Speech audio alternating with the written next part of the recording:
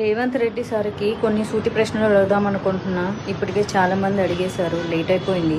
నేను కొంచెం బిజీగా ఉండడం వల్ల అడగలేకపోయినాను అనమాట. అన్నట్లు నిన్న మెదక్లో ఒక చిన్న పాపను రేప్ చేసిందంట. మరి అసెంబ్లీలో మాట్లాడతారా? ఓవైసీ అక్బరుద్దీన్ క్వశ్చన్ చేస్తాడా?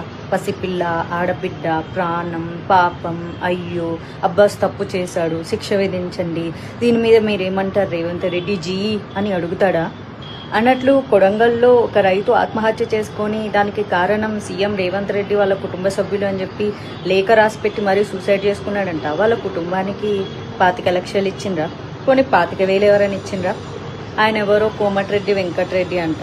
ఆయన పేరు పొద్దు తిరుగుడు పువ్వు అంట. ఎట్ట తిరుగుతాడంట. మరి మీరు ఆ రైతు ఇంటికి వెళ్ళి పరామర్శించి డబ్బులు ఇచ్చారా? అల్లు అర్జున్ చేసింది క్రైమ్ కాదు, ఆయనకు తెలియకుండా జరిగింది.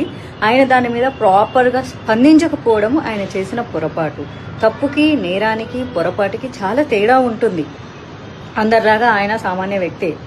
మీకు ఎలాంటి హక్కులు విధులు వర్తిస్తాయో ఆయనకి వర్తిస్తాయి.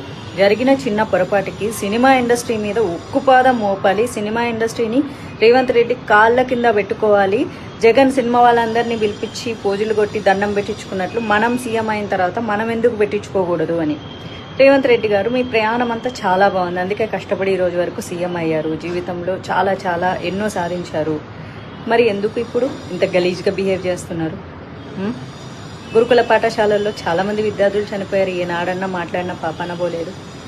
అందరికీ సమానంగా స్పందించండి, ఓకేనా? డైరెక్ట్గా బాధితులకు స్పందించకుండా సినిమా వాళ్ళ మీద పెత్తనం చెలాయించడానికి ఇప్పుడు దిల్ రాజును అడ్డం పెట్టుకొని పెత్తనం చెలాయించాలని చూస్తున్నారు కదా. ఏం చేస్తారు? సినిమా వాళ్ళ బతుకులు వచ్చి మీ కాలు మొక్కుతారు.